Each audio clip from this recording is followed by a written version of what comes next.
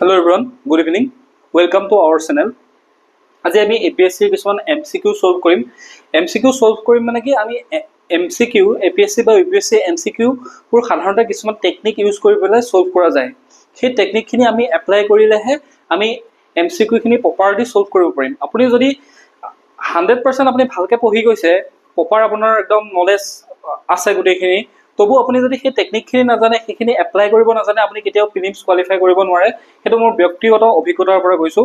মই সেইখিনি এক্সপিৰিয়েঞ্চ কৰি পেলাই গম পাইছোঁ যে কি APSC UPSC যিবিলাক এক্সাম কণ্ডাক্ট কৰে, APSC UPSC কুৱেশ্যনবোৰ ছল্ভ কৰাৰ কিছুমান টেকনিক আছে। সেই টেকনিকখিনি যদি এপ্লাই কৰে, সেই টেকনিকখিনি এপ্লাই কৰিলে তেতিয়া আপুনি 50%, 40%, 50% নলেজ লৈও আপুনি APSC বা UPSC কুৱেশ্যন পেপাৰখন ছল্ভ কৰিব পাৰে। বহুত চোকা চোকা ল'ৰা ছোৱালীয়ে বহুত ভালকৈ পঢ়ি গৈ পেলাই প্ৰিলিমছত ফেইল কৰিব লগা হয়। কাৰণটো এইটোৱে যে কাৰণ তেওঁলোকক সেইখিনি প্ৰপাৰ গাইডখিনি তেওঁলোকে পোৱা নাই বা তেওঁলোকে সেইখিনি গম পোৱা নাই। আৰু যিবিলাক বুদ্ধিয়ক ল'ৰা ছোৱালী আছে, তেওঁলোকে সেই অলপমান পঢ়িয়ে তেওঁলোকে প্ৰিলিমছ কোৱালিফাই হৈ যায়।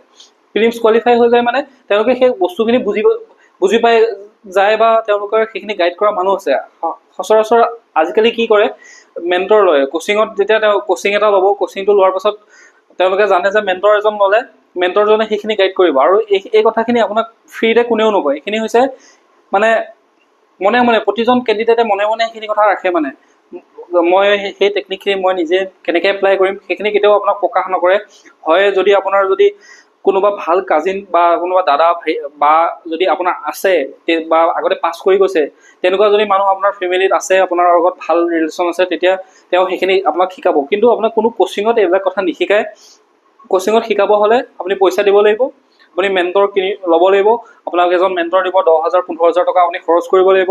কিন্তু সেই বস্তুখিনি মই নিজে যিহেতু এক্সপিৰিয়েঞ্চ কৰি আছোঁ, এক্সপিৰিয়েঞ্চ কৰি পেলাই মই যিখিনি শিকিছোঁ সেইখিনি আপোনালোকলৈ বিনামূলীয়াকৈ আপোনালোকলৈ সেইখিনি বস্তু আগবঢ়াবলৈ বিচাৰিছোঁ। তো ভিডিঅ'টো চাওক। যদি এইবাৰ APSC 2024 এক্সামটো আপোনালোকে এপ্লাই কৰিছে বা অৱতীৰ্ণ যদি হ'ব, তেতিয়াহ'লে এই বস্তুখিনি আপোনালোকে ভালকৈ চাওক।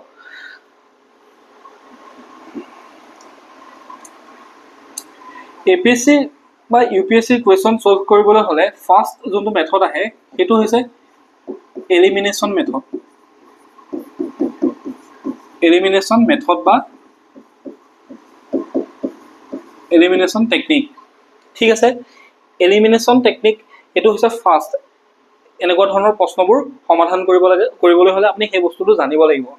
তাৰপিছত এটা হৈছে 50-50। আপুনি 50-50 ৰুলটো জানিব লাগিব।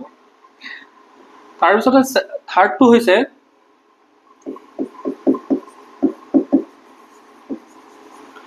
Extreme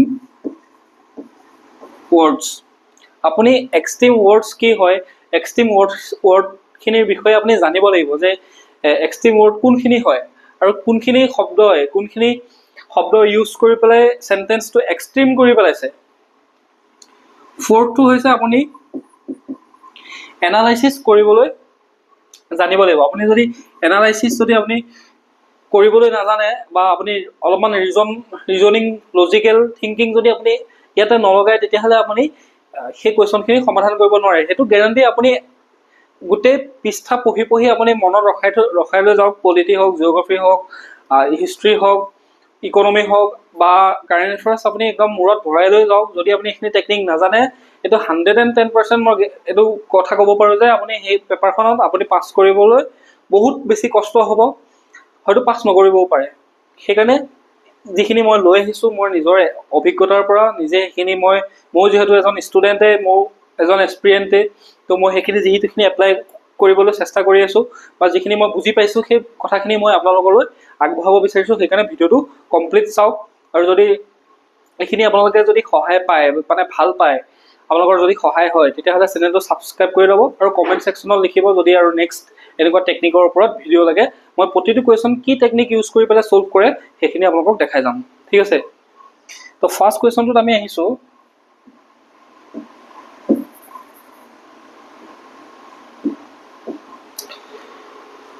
With reference to the Soraido Moidams, consider the following statements.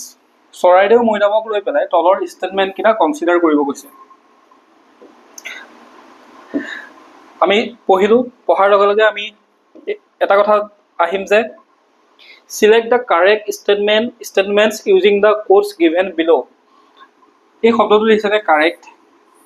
এই শব্দটোৰ কাৰণে বহুতৰে কি হয়, আনকি মোৰো কেতিয়াবা হৈছিলে আগতে, আজিকালি এইটো অলপ ভালকৈ ফ'কাছ কৰোঁ, কিন্তু আগতে মোৰো হৈছিলে কাৰেক্ট হওক, ইনকাৰেক্ট হওক, ট্ৰু হওক, ফল্ছ হওক, তাৰপিছতে আপোনাৰ ৰাইট, ৰং, এই শব্দবিলাক আমি নাচাওঁ সচৰাচৰ।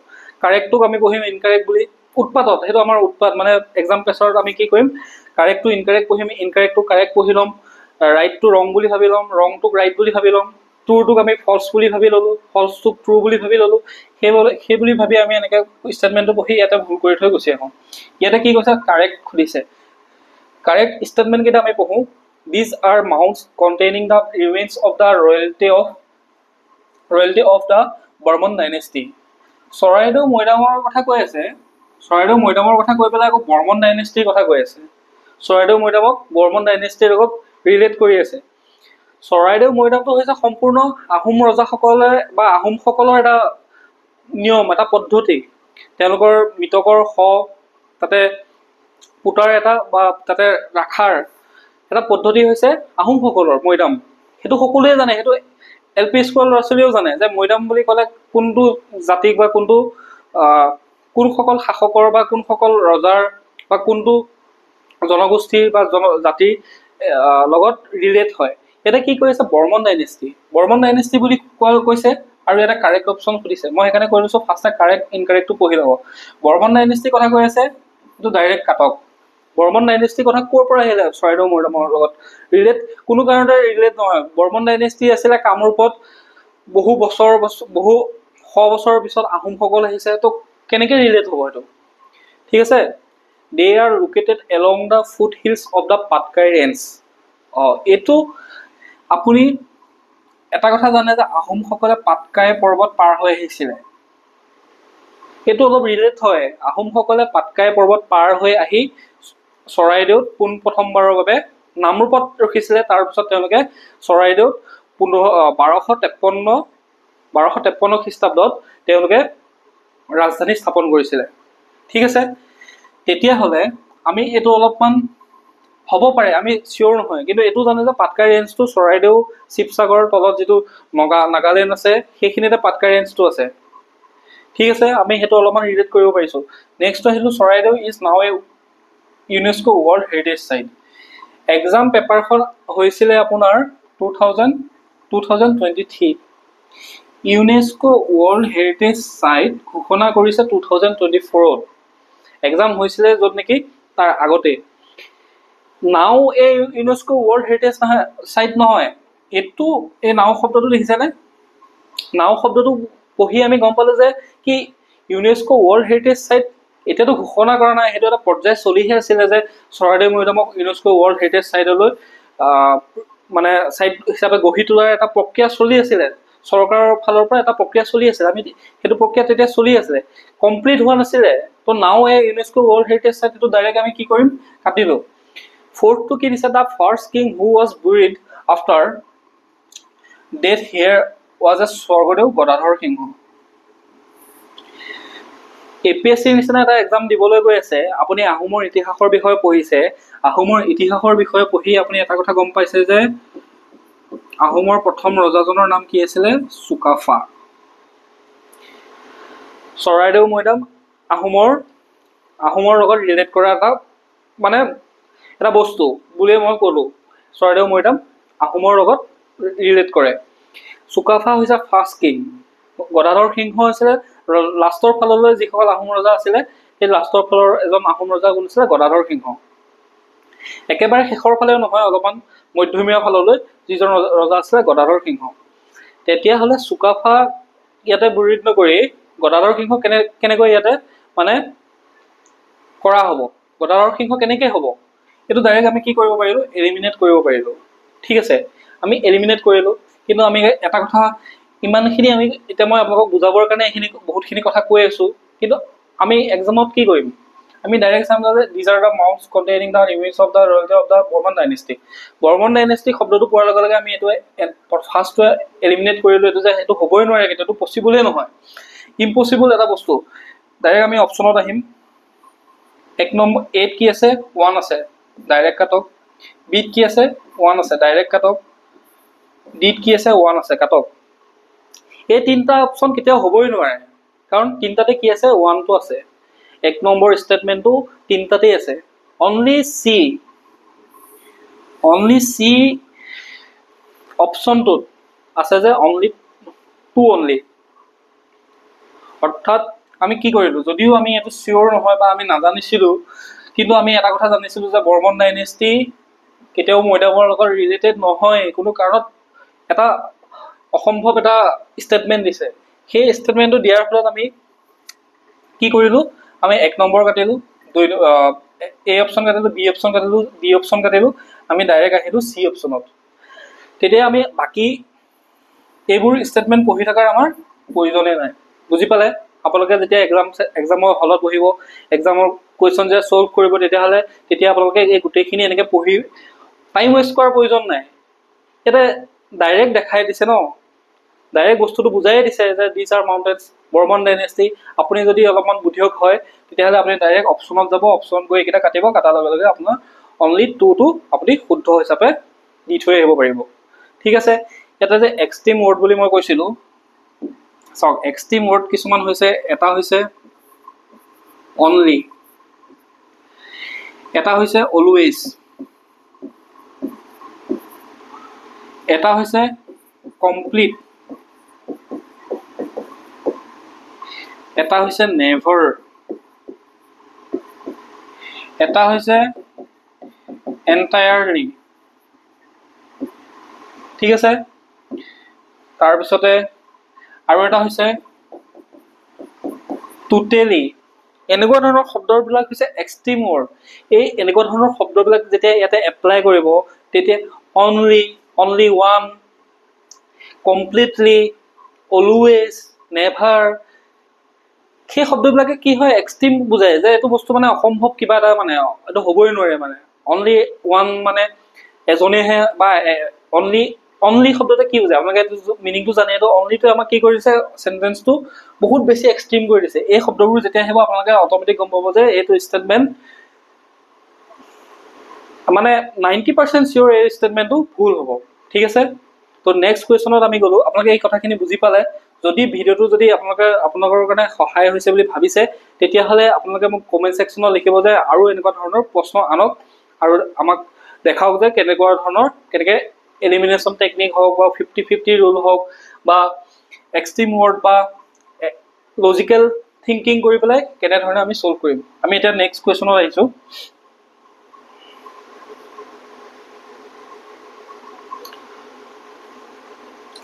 নেক্সট কুৱেশ্যনটোত কি কৈছে চাওক। Match the following wetlands with the districts where these are located. মানে ইয়াতে কেইখনমান বিলৰ কথা কৈছে।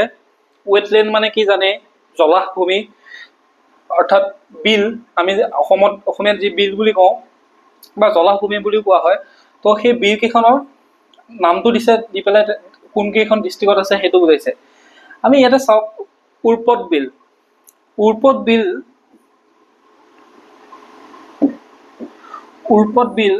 অসমৰ এখন ফেমাছ উৰ্পদ বিল। আপুনি APSCৰ নিচিনা এটা এক্সাম দিবলৈ গৈছে, আপুনি এনভাইৰনমেণ্ট পঢ়িছে, এনভাইৰনমেণ্ট পঢ়ি আপুনি জিঅ'গ্ৰাফী পঢ়িছে, জিঅ'গ্ৰাফী পঢ়ি আপুনি উৰ্পদ বিলৰ বিষয়ে শুনিছে, আপুনি সেইটো জানিছে যে উৰ্পদ বিল বঙাইগাঁৱত নাই। উৰ্পদ বিল ক'ত আছে? গোৱালপাৰাত আছে। আমি বাকীকেইটা অপশ্যন নাচাওঁ, আমি ইয়াতে ডাইৰেক্ট যাম। অপশ্যন নম্বৰ এ চাওক, অপশ্যন নম্বৰ এতে কি আছে, 8-2 দিয়া হৈ আছে। বাকী গোটেইকেইটা আপুনি অপশ্যন চাওক। এত কি দিয়া আছে, 4 দিয়া হৈছে, কৰিমগঞ্জ, কেতিয়াও নহয়। A1 দিয়া আছে, বঙাইগাঁও, কেতিয়াও নহয়। অপশ্যন A3 দিয়া হৈছে, অপশ্যন A3 দিয়া হৈছে, মৰিগাঁও দিয়া হৈছে, কেতিয়াও নহয়। যদি আপুনি উৰ্পদ বিলৰ বিষয়ে শুনা নাই, তেতিয়াহ'লে আপুনি ছেকেণ্ড অপশ্যনটোত আহক, চোনবিল।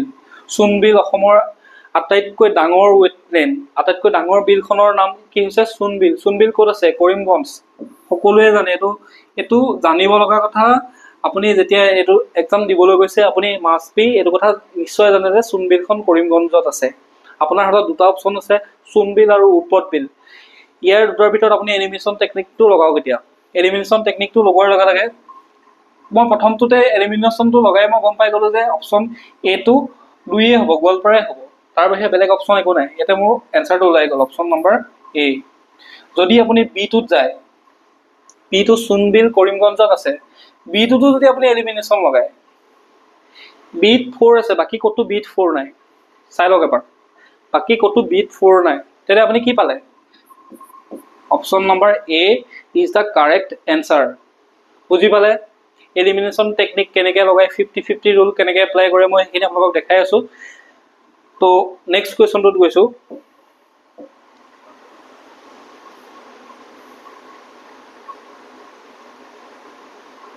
নেক্সট কুৱেশ্যনটোতো তেনেকৈ মেথছ দ্য ফলোয়িং কৰিব দিছে। Maths the following institution with the year of there establishment. ইয়াতে কলেজ ইউনিভাৰ্চিটি কেইখনৰ মানৰ নাম দি দিছে আৰু এষ্টাব্লিছ চনটো দি দিছে। কোনটো কাৰেক্ট সুধিছে? মই বাৰে বাৰে কৈ আছোঁ ন, এই কাৰেক্টটো চাব। ইয়াতে কেতিয়াবা ইনকাৰেক্ট দিব, তেনেকুৱা কুৱেশ্যন আছে, মই লৈ আহি আছোঁ বাৰু। কটন কলেজ, কটন কলেজটো সকলোৱে জানে যে কটন কলেজ 1901 চনত এষ্টাব্লিছ কৰা হৈছিলে, অৰ্থাৎ কটন কলেজ 1901 চনত প্ৰতিষ্ঠা কৰা হৈছিলে। ডাইৰেক্ট আপুনি আহক যে অপশ্যন A1 থাকিব লাগিব। আমি A1ত আহিলোঁ। অপশ্যন নম্বৰ এত A1 আছে, অপশ্যন ডিটো A1 আছে।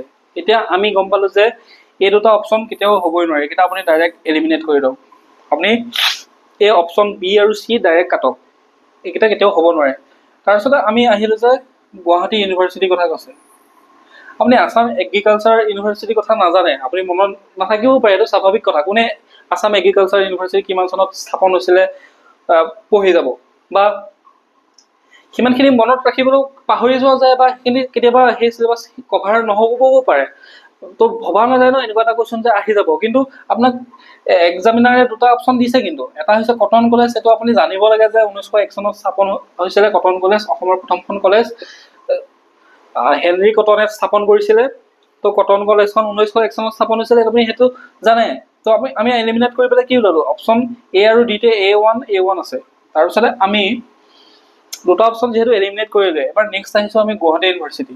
গুৱাহাটী ইউনিভাৰ্চিটি 1969 দিয়া আছে। গুৱাহাটী ইউনিভাৰ্চিটি 1969ত জানো এষ্টাব্লিছ হৈছিলে? গুৱাহাটী ইউনিভাৰ্চিটিত মেক্সিমাম ষ্টুডেণ্টে গুৱাহাটী ইউনিভাৰ্চিটিৰ পৰা বা ডিব্ৰুগড় ইউনিভাৰ্চিটিৰ পৰাই গ্ৰেজুৱেশ্যন কমপ্লিট কৰে, বা MA MSc পঢ়ে, পষ্ট গ্ৰেজুৱেশ্যন কৰে। তো আমি এইটো সকলোৱে জানো যে গুৱাহাটী ইউনিভাৰ্চিটি 1948ত এষ্টাব্লিছ কৰা হৈছিলে। তো আমি ইয়াতে অপশ্যন B3 হ'ব লাগিব। B3 ক'ত আছে চাওক, B2 আছে, ডাইৰেক্ট এলিমিনেট। B3 আছে, অপশ্যন নম্বৰ ডি। বুজি পালে? 5 নম্বৰ কুৱেশ্যনটোৰ শুদ্ধ উত্তৰ হ'ব অপশ্যন নম্বৰ ডি। বুজি পালে কেনেধৰণে এলিমিনেট কৰিব লাগে? আপুনি এতিয়া চাওক, ইয়াতে 50%হে নলেজ লগাব লগা হ'ল নে নাই? আপুনিতো দুটা অপশ্যনৰ বিষয়ে নাজানিলেও হৈ যায়। আছাম এগ্ৰিকালচাৰ ইউনিভাৰ্চিটি কিমান চনত স্থাপন কৰা হৈছিলে আপোনাক নালাগে। তেজপুৰ ইউনিভাৰ্চিটি কিমান চনত স্থাপন কৰা হৈছে নালাগে। আপোনাক 50% নলেজ লাগে।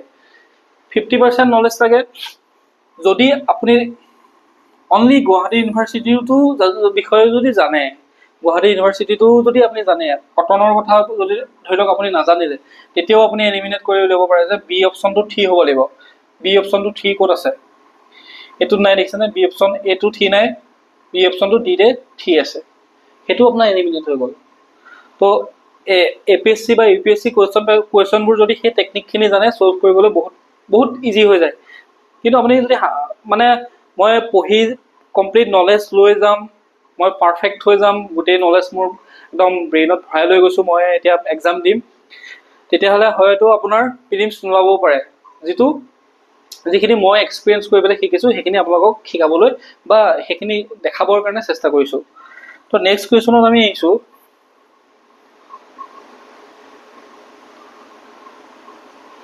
নেক্সট কুৱেশ্যনত কি কৈছে? Consider the following statements regarding the election commission of India. ঠিক আছে, ইলেকশ্যন কমিশ্যনৰ বিষয়ে কৈছে, আমাৰ নিৰ্বাচন আয়োগৰ বিষয়ে কৈছে। The election commission of India is a body constitutionally empowered to conduct free and fair elections to the national, state and state legislature, including the panchayat. হয়, ইলেকশ্যন কমিশ্যনে কি কৰে, আমাৰ যিখিনি নেশ্যনেল আৰু ষ্টেট লেজিসলেচাৰ, আমাৰ সংসদীয় যিখিনি নিৰ্বাচন হয় আৰু ৰাজ্যসমূহত যিবোৰ নিৰ্বাচন হয় সেই নিৰ্বাচনসমূহ ইলেকশ্যন কমিশ্যনে কণ্ডাক্ট কৰে। কিন্তু এই পঞ্চায়ত শব্দটো ক'ৰ পৰা আহিলে? পঞ্চায়তৰ নিৰ্বাচনটো ইলেকশ্যন কমিশ্যনে নকৰে, ষ্টেট ইলেকশ্যন কমিশ্যনে কৰে। এই নেশ্যনেল যোনটো আমাৰ সংবিধানত থকা যি ইলেকশ্যন কমিশ্যন আছে সেই ইলেকশ্যন কমিশ্যনে দুটাই ইলেকশ্যন কণ্ডাক্ট কৰে, এটা চেণ্ট্ৰেলৰ যিখিনি পাৰ্লিয়ামেণ্টৰ যিখিনি ইলেকশ্যন বা আৰু ষ্টেট লেজিসলেচাৰৰ যিখিনি ইলেকশ্যন সেইখিনি কণ্ডাক্ট কৰে। পঞ্চায়তৰ ইলেকশ্যন কণ্ডাক্ট কেতিয়াও নকৰে। সেইটো আপুনি এইটো এলিমিনেট কৰক যে এইটো হ'ব, এই পঞ্চায়ত শব্দটোৱে এই বাক্যখিনি ভুল কৰি দিলে। তাৰপিছতে অপশ্যন নম্বৰ 1টো আমি ইনকাৰেক্ট বুলি ধৰি ল'লে আমি এটা আৰু এটা বস্তু চাই লওঁ যে চিলেক্ট দ্য ইনকাৰেক্ট। মই কৈ আছিলোঁ নে আপোনালোকক প্ৰথমৰ পৰা যে ইনকাৰেক্ট অপশ্যনটো আপুনি কাৰেক্ট অপশ্যনটোত ইনকাৰেক্ট অপশ্যনটো ৰংটো ৰাইটটো ট্ৰু ফলছ সেইখিনি ক্লিয়াৰ হ'ব, সেইখিনি কনফিউজ নহ'ব। তো ইয়াতে কি কৈছে ইনকাৰেক্ট, মানে ইনকাৰেক্ট সুধিছে ন, তো এইটো হয়তো শুদ্ধ হ'ব পাৰে, The power of the Election Commission of India is derived from Article 324 of the Constitution of India. আচলতে আৰ্টিকল 324 আপুনি যেতিয়া পলিটি পঢ়িছে গম পাইছে যে তাতে ইলেকশ্যন কমিশ্যনৰ বিষয়ে কৈ আছে। তো এইটো কি হ'ব, এইটো যিহেতু ৰং হয়, তো এইটো কি হ'ব, এইটো ৰাইট হ'বনে নহয়? 324ত আপোনাক নিশ্চয় পঢ়িছে যে 324 আৰ্টিকলটোৱে ইলেকশ্যন কমিশ্যনৰ কথা কয়। তো সেইটো এটা গ'ল। তাৰপিছতে Rajiv Kumar is the present Chief Election Commissioner who joined his office on 5th May 2022. এইটোতো ৰাইট, ৰাজীৱ কুমাৰ হয় চিফ ইলেকশ্যন কমিশ্যনাৰ আছিলে, যোনজন 15 নং অৰ্থাৎ 15 মে 2022 অৰ্থাৎ 15 মে 2022 চনত তেওঁ জইন কৰিছিলে, সেইটো হয়। The election commission is reconstitute every 5 years। আমিতো শুনা নাই election commission is reconstitute every 5 year মূৰে ইলেকশ্যন কমিশ্যন ৰিকনষ্টিটিউট হয়, সেইটো ৰং। আপুনি ইয়াতে আমাক কি সুধিছে, ইনকাৰেক্টটো সুধিছে। আমি ইনকাৰেক্টটো সোধাৰ লগে লগে আমি কোনটো অপশ্যন হ'ব এতিয়া? অপশ্যন নম্বৰ চি, 1 আৰু 4 অপশ্যন দুটা ইনকাৰেক্ট হয়। এক অপশ্যনটো কি কাৰণে ইনকাৰেক্ট হয়? পঞ্চায়ত শব্দটো যে উল্লেখ কৰিলে, এই পঞ্চায়ত শব্দটোৱে সেই চেণ্টেন্সটো ভুল কৰি দিলে। সেইখিনিলৈকে ঠিকে আছিলে, ষ্টেট লেজিসলেচাৰলৈকে ঠিকে আছিলে। ইনক্লুডিং দ্য পঞ্চায়ত বুলি যে দিলে, এইটো এটা চাওক, ইনক্লুডিং দ্য পঞ্চায়ত। তাৰপিছতে আৰু লাষ্টৰ দুটা, election commission is constitute every extreme word every 5 year, মানে হয় এভৰি 5 year। এইটো ইলেকশ্যন কমিশ্যনক এনেকুৱা বনাই দিলে যে প্ৰতি 5 বছৰৰ মূৰে যেনেধৰণে নিৰ্বাচন হয়, যেনেধৰণে MLA মিনিষ্টাৰ বা সেইখিনি সলনি হয়, MP সলনি হয়, ঠিক সেইদৰে ইলেকশ্যন কমিশ্যনো ৰিকনষ্টিটিউট হয় বুলি কৈছে। সেইটো চেণ্টেন্সটোৱে এভৰি 5 year এক্সট্ৰিম কৰি পেলালে। এক্সট্ৰিম কৰাৰ ফলত আমি 1 আৰু 4 অপশ্যনটো আমি ইনকাৰেক্ট পালোঁ। তো ইয়াতে ইনকাৰেক্ট ষ্টেটমেণ্ট হৈছে অপশ্যন নম্বৰ চি। বুজি পালে?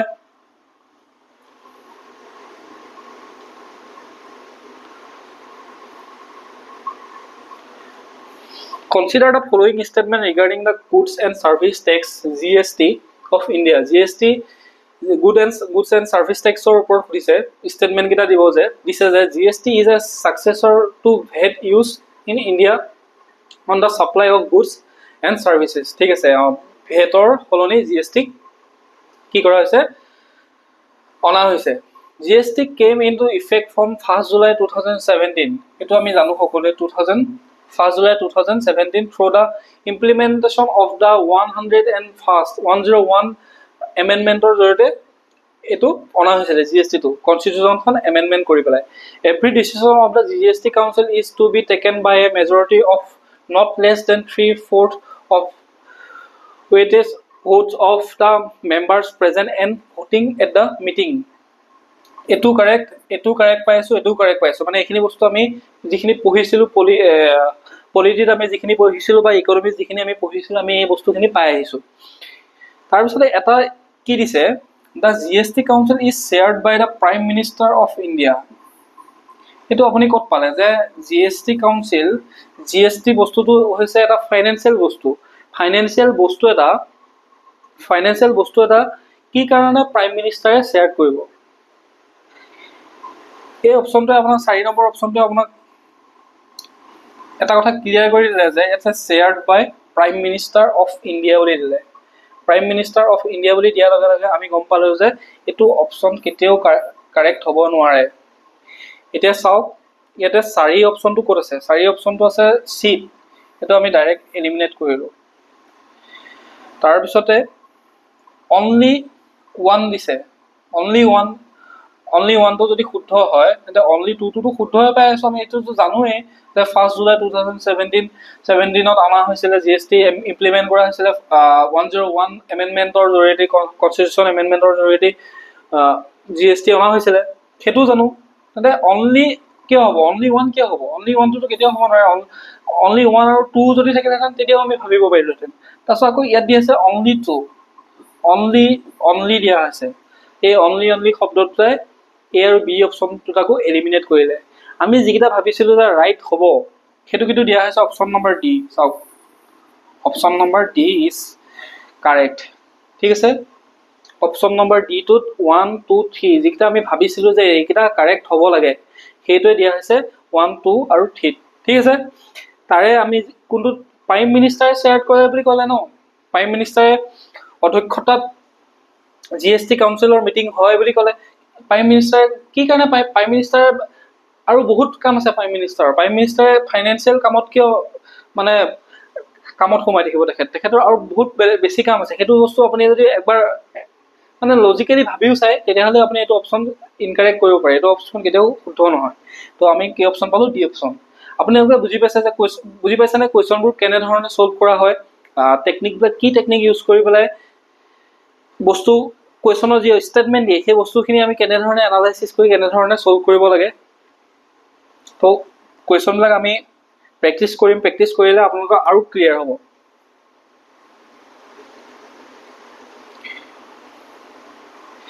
এটো এটা বহুত ডাঙৰ এটা কোৱেশ্চন 2023 আহিছিল পঢ়তে বহুত টাইম লাগিছিল বহুতৰে consider the following statements regarding article 226 of the constitution of India article 226 ৰ এটা ওপৰত ভিত্তি কৰি স্টেটমেন্ট কেইটা খুদিছে article 226 of the constitution of India empowers a high court to issue writs including habeas corpus mandamus certiorari prohibition and quo warranto for the enforcement of the fundamental rights of the citizens for any other purpose আপোনালোকে জানে যে এইকিটা যিকিটা ৰেটস আছিল যিকিটা ৰেটস apply কৰা হয় fundamental ৰাইটছৰ article 32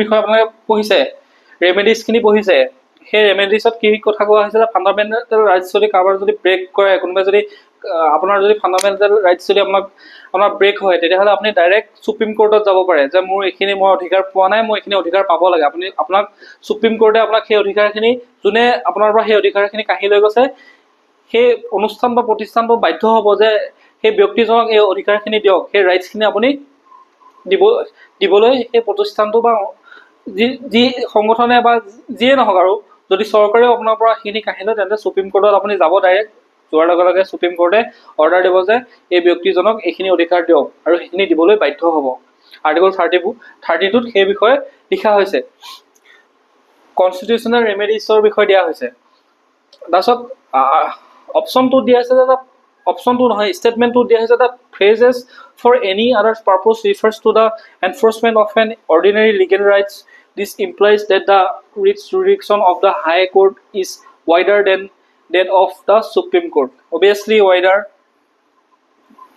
Supreme Court ke High Court or kam besi. The Supreme Court can issue writs only for the enforcement of the fundamental rights and not for any other purpose. That is, it does not extend to a case where the breach of an ordinary legal rights is alleged. That's what 4 days the High Court can issue writs to any person, authority and government not only within its territorial jurisdiction but also outside its territorial jurisdiction or if the cause of action arises within its territorial jurisdiction.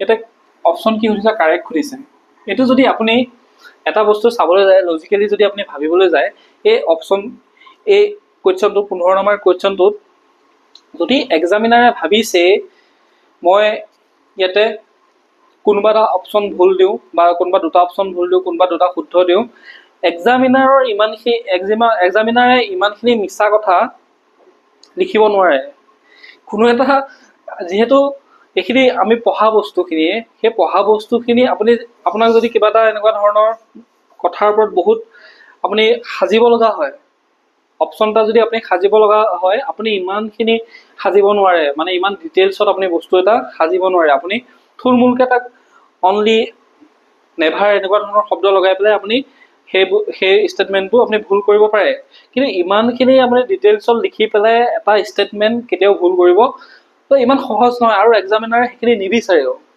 এইখিনি এক্সামিনাৰে direct কোনোবা কিতাপৰ পৰা কোনোবা বুকছৰ পৰা লৈছে লৈ পেলাই direct বহাই দিছে এক্সামিনাৰে ইমানখিনি কৈ থকা নাই যে এটা স্টেটমেন্ট এটা কোৱেশ্চন ভুল কৰিবৰ কাৰণে লাইন বাই লাইন ইমান দীঘল চাওক ইয়াৰ পৰা ইয়ালৈকে এটো এবাৰ 2023 এপিএসসি ত অহা আটাইতকৈ এটা দীঘল কোৱেশ্চন আছিলে এক্সামিনাৰে নিবিচাৰে বা নকৰে যে ইমানখিনি ভুল কৰি থাকিব এটো আপুনি লজিক্যালি যদি ভাবি চায় তেতিয়াহলে আপুনি বেলেগ একো কৰিব নালাগে অপশন নম্বৰ ডি যত গোটেই চাৰিটাই আছে সেই গোটেই চাৰিটাতে আপুনি কাৰেক্ট কৰি দি থৈ আহক যদি আপুনি নাজানে ওখিনি ইয়াতে আপোনাৰ কি হ'ব সেই যে কৈছিলো 50 ৰুলটো এপ্লাই হ'ব ইয়াতে আপুনি সেইখিনি যদি লজিক্যালি চাই আপুনি যদি আগৰ প্ৰিভিয়াস ইয়েৰ কোৱেশ্চনবিলাক যদি ইউপিএসসি কোৱেশ্চনবিলাক যদি আপুনি চাইছে এমসিকিউ সলভ কৰিছে তেতিয়াহলে দেখিব যে ইমান দীঘল স্টেটমেন্ট এটা কোৱেশ্চন ভুল কৰিবৰ কাৰণে ইমান দীঘল statement নাখাজে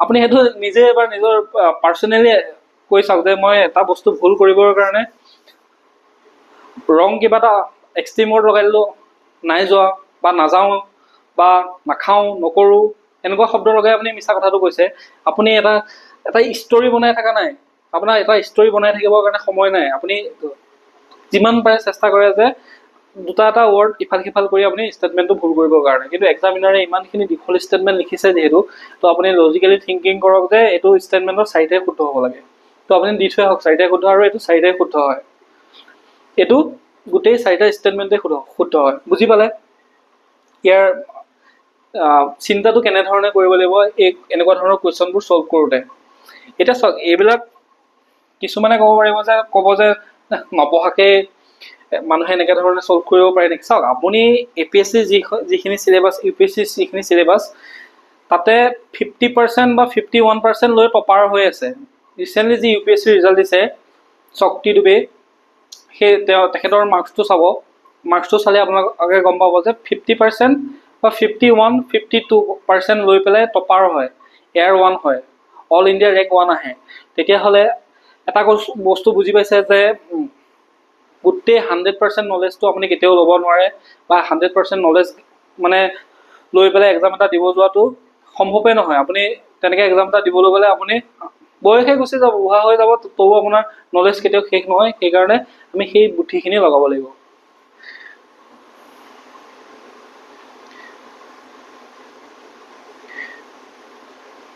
Next question is which of the following autonomous council in Assam have been formed under the 6th schedule of the Constitution of India? একদম সহজ question এটো এটা এটো একো মাথা লগাব লগা কোৱেশ্চনে নহয় 6th schedule সকলোৱে জানে বিটিসি আছে বড়োলেণ্ড টেৰিটৰিয়েল কাউন্সিল আছে কাৰ্বি আংলং আছে ডিমা হাছাও আছে এইকেইটা অটোনমাস কাউন্সিল আছে স্বায়ত্তশাসিত পৰিষদ আছে তাতে যিটো ৰাভা হাছং অট'নমাছ কাউন্সিল আছে ন এইটো 6 শিডিউলত নপৰে এইটো আমাৰ ষ্টেট চৰকাৰে বনোৱা কাউন্সিল এইকেইটা হৈছে চেন্ট্ৰেলৰ বড়োলেণ্ড হওক কাৰ্বি হওক ডিমা হাছাও হওক চেন্ট্ৰেল চৰকাৰে সাংবিধানিকভাৱে দিয়া এইকেইটা ব্যৱস্থা তো যিটো অট'নমাছ কাউন্সিল অৰ্থাৎ স্বায়ত্তশাসিত পৰিষদ সেইটো আপোনালোকে জানে যে তিনিটাই আছে অসমত স্বায়ত্তশাসিত পৰিষদ এটা হৈছে বড়োলেণ্ড টেৰিটৰিয়েল কাউন্সিল আনটো হৈছে কাৰ্বি আংলং আৰু থাৰ্ডটো হৈছে ডিমা হাছাও অট'নমাছ কাউন্সিল তো ডাইৰেক্ট আপোনালোকে তিনিটা অপশ্যন শুদ্ধ পালে 4 অপশ্যনটো কেতিয়াও শুদ্ধ নহয় ৰাভা হাছঙৰ অট'নমাছ কাউন্সিল আছে কিন্তু এইটো 6 শিডিউলৰ ভিতৰত নপৰে 6 শিডিউলৰ ভিতৰত নপৰিলে আপুনি কি কৰিব অপশ্যন নম্বৰ 4টো ক'ত আছে এইটো ডাইৰেক্ট এলিমিনেট কৰক ইয়াতে অনলি 1 দিয়া আছে অনলি 2 দিয়া আছে কেতিয়াও নহয় option number C is correct ঠিক আছে অপশ্যন নম্বৰ চি টো হৈছে কাৰেক্ট য'ত নেকি আমাৰ তিনিটাই আছে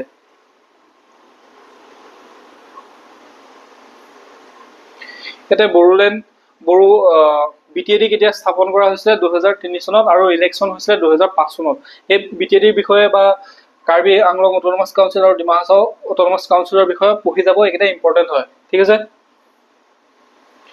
26 নম্বৰ কুৱেশ্যনটো আহিছোঁ 26 which of the following groups contain only non-biodegradable materials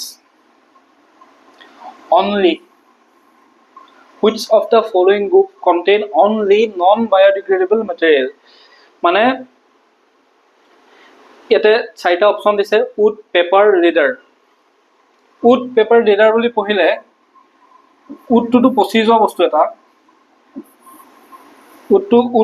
would অৰ্থাৎ কাঠটো এটা পচি যোৱা বস্তু কি বায়োডিগ্ৰেডেবল হয় নন বায়োডিগ্ৰেডেবল বুলি কৈছে ন বায়োডিগ্ৰেডেবল উড হয় বাকীকেইটা আমি নাচাওঁৱেই অপশ্যন নম্বৰ এইটো আমি কেতিয়াও হ'বই নোৱাৰে ইয়াতে কাৰেক্ট এনচাৰ দিছে ন আমি কাৰেক্টটো উলিয়াবলৈ ট্ৰাই কৰিম তাৰপিছতে দিছে যে প্লাষ্টিক বেকলাইট DDT আমি এইটো অপশ্যন থলোঁ এইটো হ'ব পাৰে ইয়াতে পঢ়িলোঁ যে প্লাষ্টিক থাৰ্মোকল উড আকৌ উড শব্দটো আছে উডটো দিয়াৰ লগে লগে আমি এইটো অপশ্যনো কাটি দিলোঁ তাৰপিছত আকৌ চাইছোঁ যে থাৰ্মোকলটো থকা শব্দটো শুনাৰ লগে লগে হয় যেন লাগিছে কিন্তু আকৌ তাৰ নেক্সটটো কি দিছে plates made from dried leaves অৰ্থাৎ শুকান পাতৰ পৰা যে আমি কিবা খাবৰ কাৰণে যিটো প্লেট বনায় সেইটো কথা কৈছে made from leaves and detergent আমি যেতিয়াই এই লিভছ শব্দটো পালোঁ plates made from dried leaves তেতিয়া আমি গম পালোঁ যে এইটো অপশ্যনো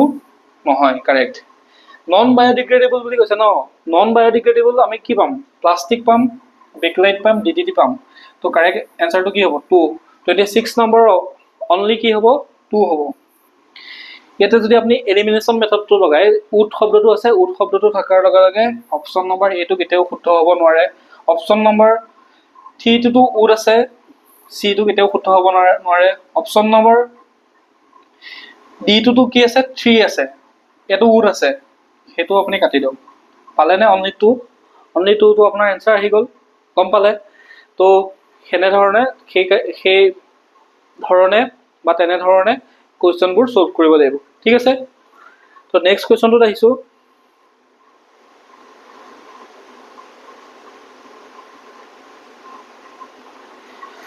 Consider the following statement. Assam was formed into a chief commissioner province in 1874. Assam history যদি পঢ়িছে আপুনি মডাৰ্ণ আসাম হিষ্ট্ৰী যদি পঢ়িছে আপুনি তেতিয়াহ'লে আপুনি এইটো কথা জানিব যে 1874ত অসমক চিফ কমিশনাৰ বেংগলৰ পৰা পৃথক কৰি চিফ কমিশনাৰ প্ৰভিন্স বনোৱা হৈছিলে সেইটো কথা সকলোৱে জানে কিন্তু সেকেন্ড অপশ্যনটো যদি আমি চাওঁ Assam was declared as a governor's province in 1921 কিন্তু এই বস্তুটো আমি হয়তো আমি পাহৰি যাব পাৰোঁ বা 1921ত গভৰ্ণৰ শাসিত এখন প্ৰদেশ বনোৱা হৈছিলে না সেই বস্তু আমি ক্লিয়াৰ নহয় সেইকাৰণে আমি অপশ্যনত আহিম এতিয়া সিলেক্ট দ্য কাৰেক্ট এনচাৰ সুধিছে কাৰেক্ট ষ্টেটমেণ্টটো সুধিছে এনেকুৱা ধৰণৰ কুৱেশ্যনত কি কৰিব এনেকুৱা ধৰণৰ কুৱেশ্যনত আপোনাৰ 50-50 ৰুলটো এপ্লাই হয় 50-50 ৰুলটো এপ্লাই হয় এনেকুৱা ধৰণৰ কুৱেশ্যনত সদায় 50-50 ৰুলটো এপ্লাই হয় 50-50 ৰুল এপ্লাই হ'লে আপুনি কি কৰিব সদায় হয় অপশ্যন নম্বৰ চি হ'ব, নহয় অপশ্যন নম্বৰ ডি হ'ব। ইয়াতে বোথ আৰু এটা নাইডাৰ নহয় বুলি কৈছে। এইটো নিগেটিভ হোৱাৰ লগে লগে আমি এইটো কাটি দিলোঁ, কাৰণ এইটো হয় 1874 চিফ কমিশ্যনৰ প্ৰভিন্স হৈছিলে। সেইটো আছাম হিষ্ট্ৰী, আপুনি APSC দিব গৈছে যেতিয়া আছাম হিষ্ট্ৰী পঢ়ি গৈছে, আপুনি সেইটো বস্তু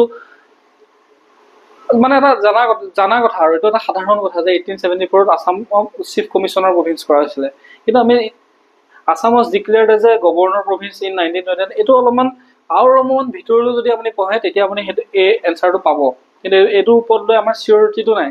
কিন্তু চিয়ৰিটি নথকাৰ লগে লগে আমি এনেকুৱা ধৰণৰ কুৱেশ্যনত কি কৰিম, অনলি 1টো কেতিয়াও নকৰোঁ আৰু অনলি 2টো কেতিয়াও শুদ্ধ নকৰোঁ। আমি ইয়াতে চাম যে কাৰেক্ট সুধিছিলে, কাৰেক্ট সোধাৰ লগে লগে তলৰ নাইডাৰ অপশ্যনটোকো আমি কাটি দিলোঁ।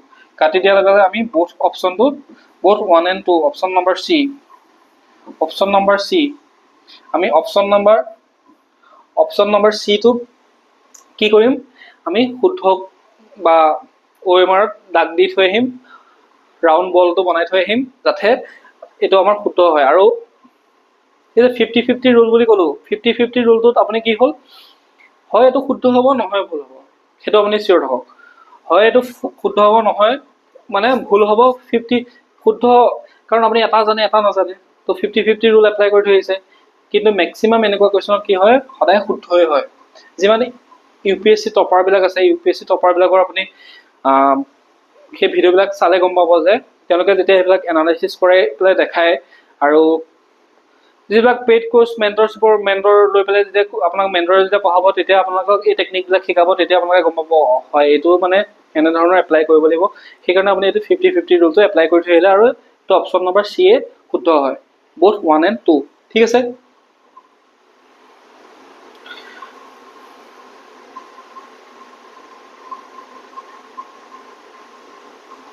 Which of the following faunas are found in North-East India? তলৰ মানে কোনকেইটা প্ৰাণী